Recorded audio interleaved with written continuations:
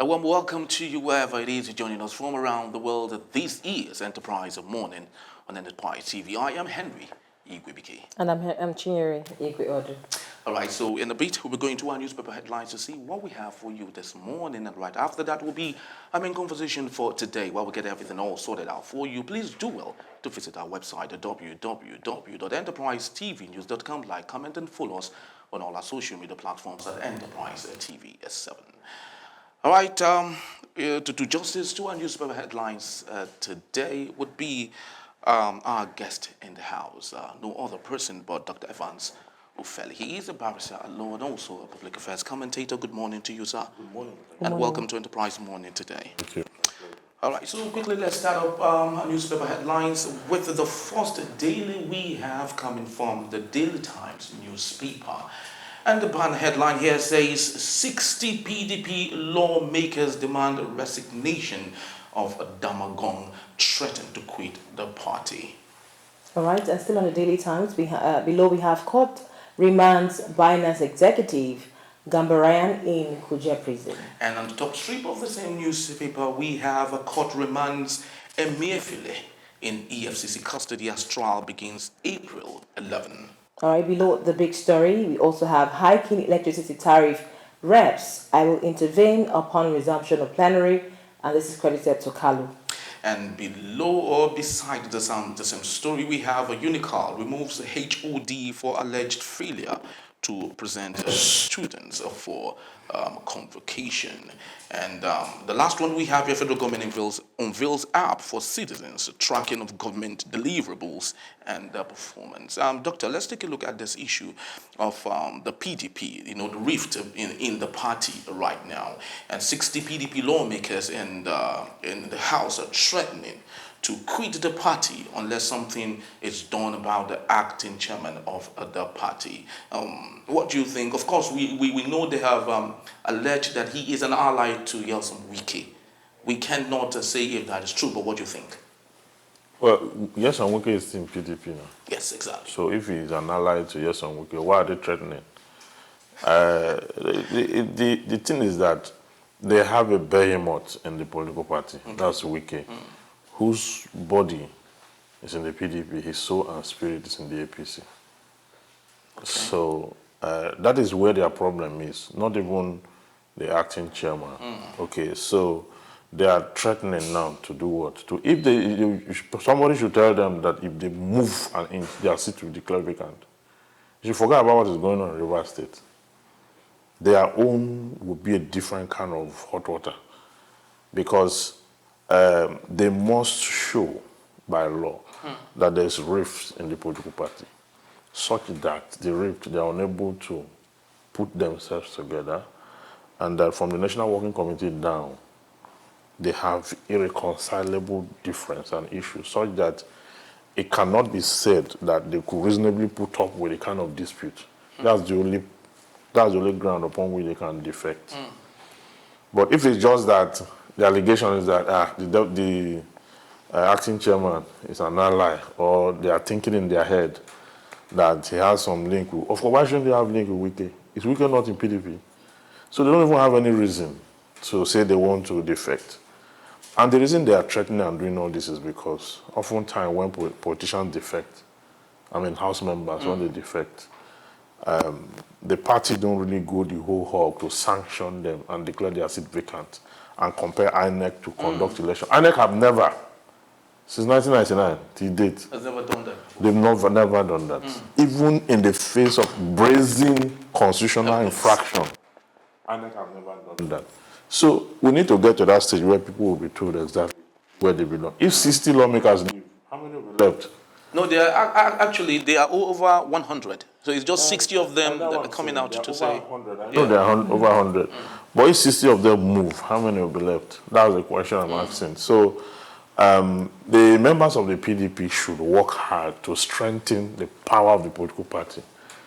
And if lawmakers are the ones going to decide that they will leave, they are weakening their political party. They are weakening it. You know why? Because they are the one that constitute the delegate you are talking about when the time comes.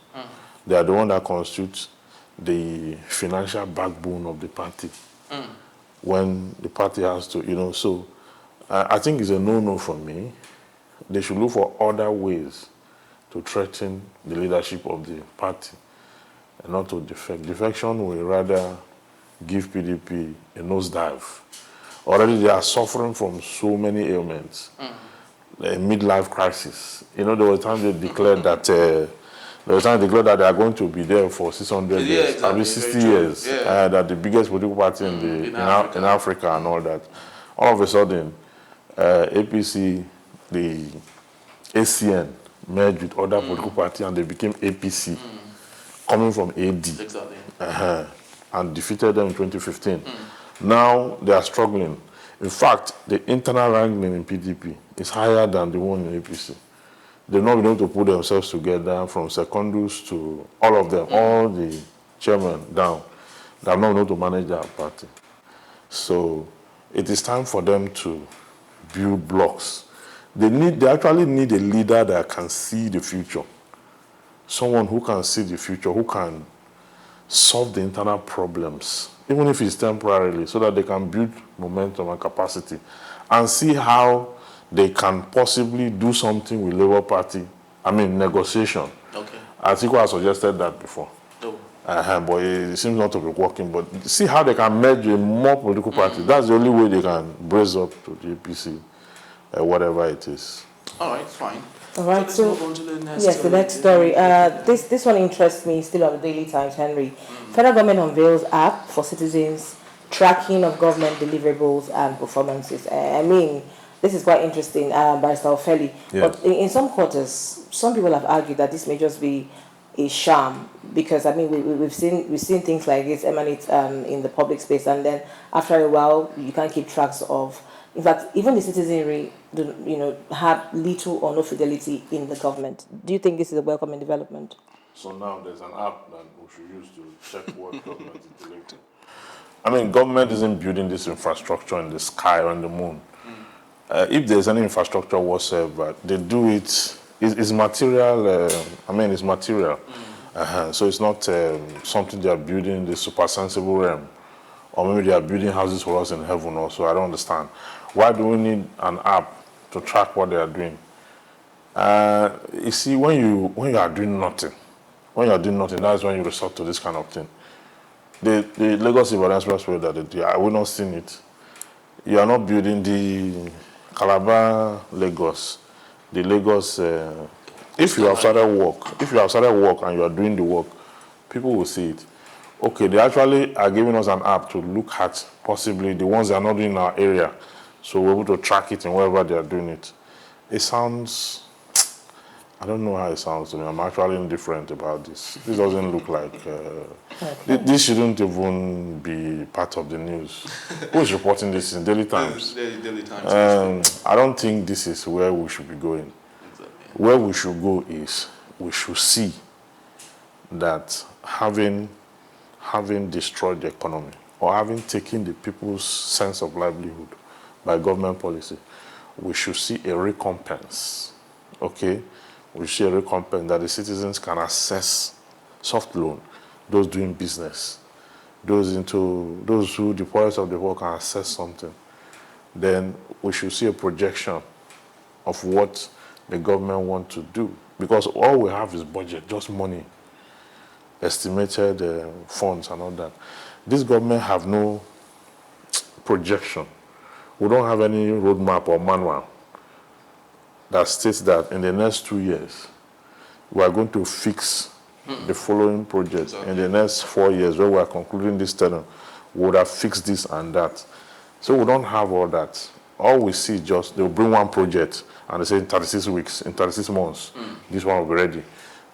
It shouldn't be like that. We should have a catalog of government programs. Yes, how they are projecting it and all that. So we don't need an app to start, because the truth is that even when we didn't have an app, they gave us an artificial granite pyramid.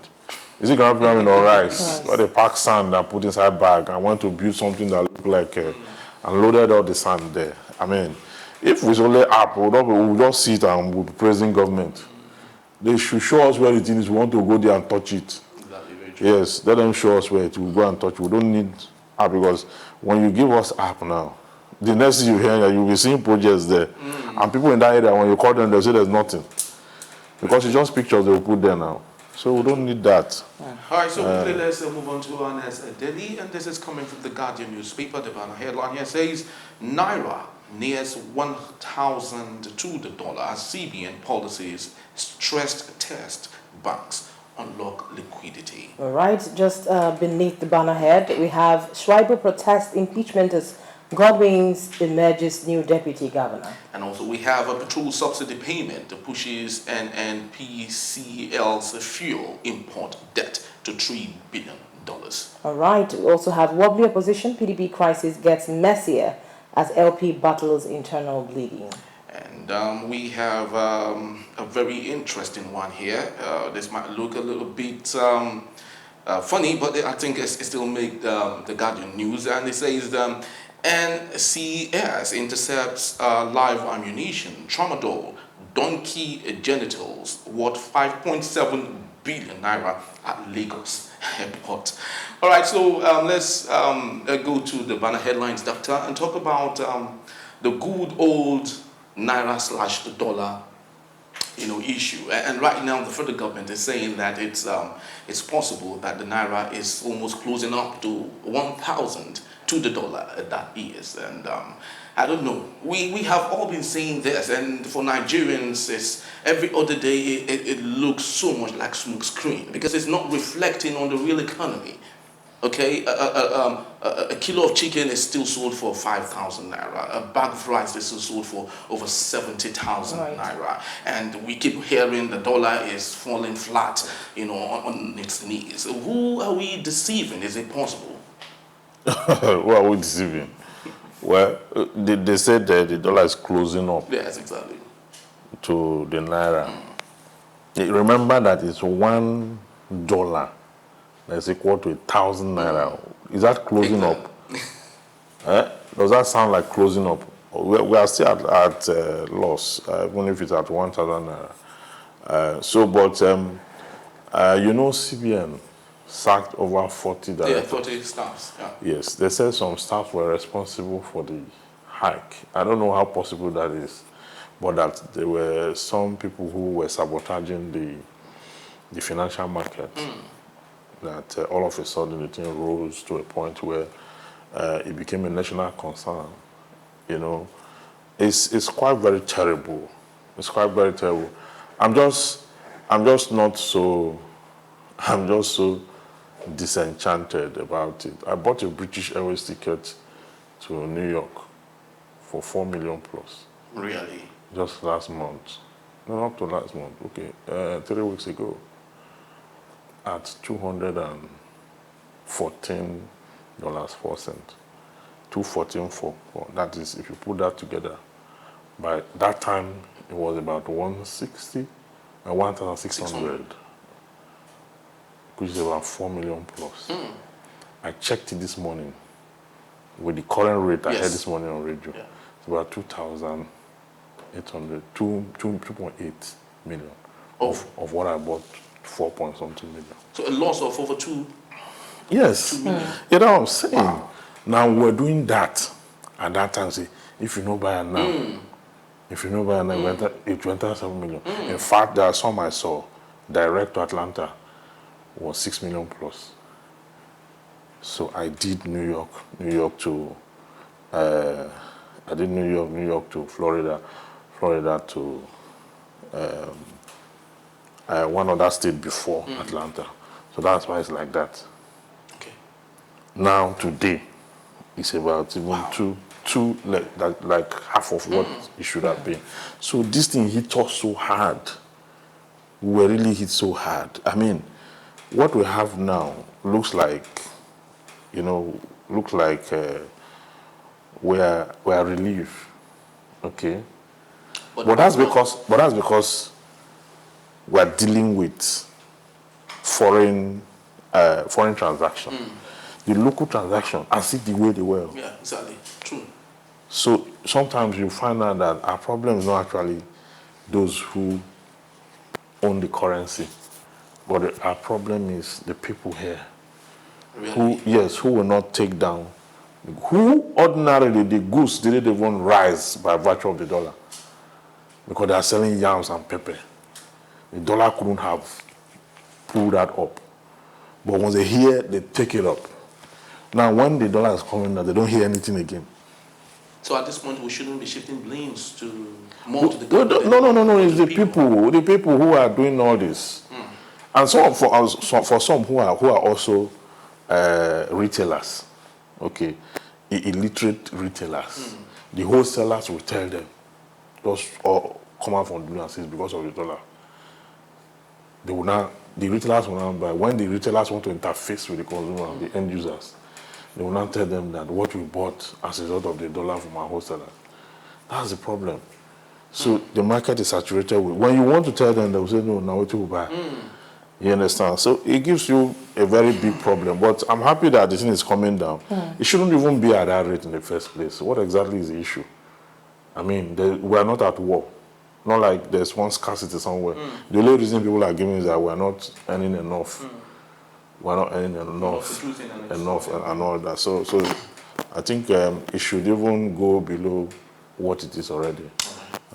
Okay, so Barrister, just to add, how do we reorientate our people? I mean, the people that you just cited who sell goods in the market from Gary to Yam and they keep increasing their prices. How do we make them understand that it's important not to peg prices at really outlandish, sums because of the rippling effect on consumers?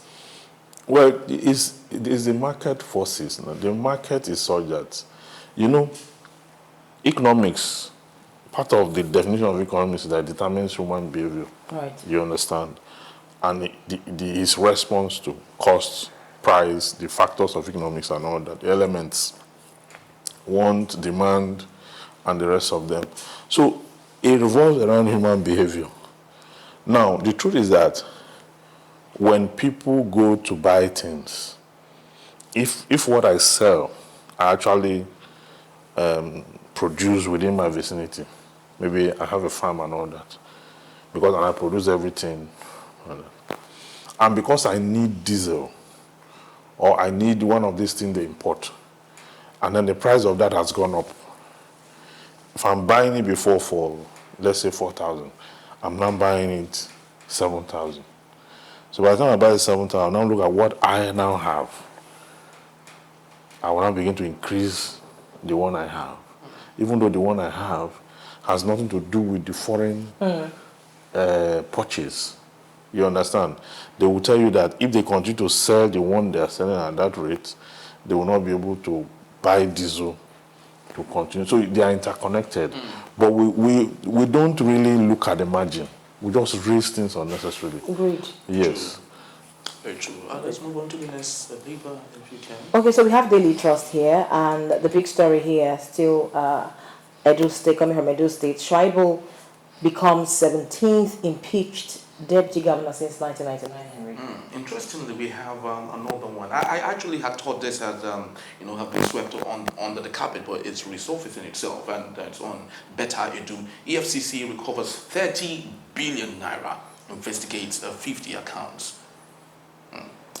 Henry, so I saw this report yesterday, and I got really, abashed because we have young people in government, just like we keep talking about the not too young to run bill, and then I remember when she was appointed, we got really excited. I mean, a woman and all of it. But seeing this story, does this make you ashamed? It does, of course. But let's keep going on. We have other great stories here. CBN approves FX sales to BDCs at 1,101 naira. And just by that story, we have ahead NEC meeting. PDP reps demand Damagun's resignation. All right. So, Doctor, let's take a look at this issue. Just like I did say, it's often as people in the media, we find it so very interesting when we see issues that we had thought had been swept under the carpet resurfacing itself, and of course, it's on the issue of Better Edu. Aren't you interested or very happy that that we have a follow-up by the EFCC? They don't have a choice though. They don't have a choice to follow because they're already being called out everywhere. When people are doing analysis, they will tell you that this government is not fighting corruption. presenters will ask, why do you think they will call Betedu? Everywhere. So her case has been pending, okay? So it's one that they don't have any choice but to follow up. Follow up because her case is one that really goes to the root and the heart of corruption itself. She had not spent up to 6 months when she had emptied the treasury, paying money to personal accounts and all that. Those are serious infractions. That is not, her case is the one that should be dealt with. Not because she's a woman. If anybody had done that, the person should be, our laws are not gender sensitive. The offenses do not differentiate between male or female. The penalty are the same. It's only when they are convicted that there's gender parity, where they now have, if in Lagos they stay in the minimum prison, and the male stay in the maximum prison. So is it fair to give a thumbs up to Bola Ahmed Tinubu on his anti-corruption crusade? Well, it's too early. It's too early. He has to do more, get enough conviction. He has not gotten one conviction, so to speak. All right. Well, that's just about the time we have for newspaper headlines. We have so many interesting stories, but this is just about the time we have. And of course, we have to say thank you to Barrister Ivan Sofeli for being part of our show. My pleasure. It's been an interesting time having you. Quite instructive. When we return, Edo State has a new deputy governor following Philip Shaibo's impeachment. But can the impeachment stand the test of the law? That's in a moment. Stay.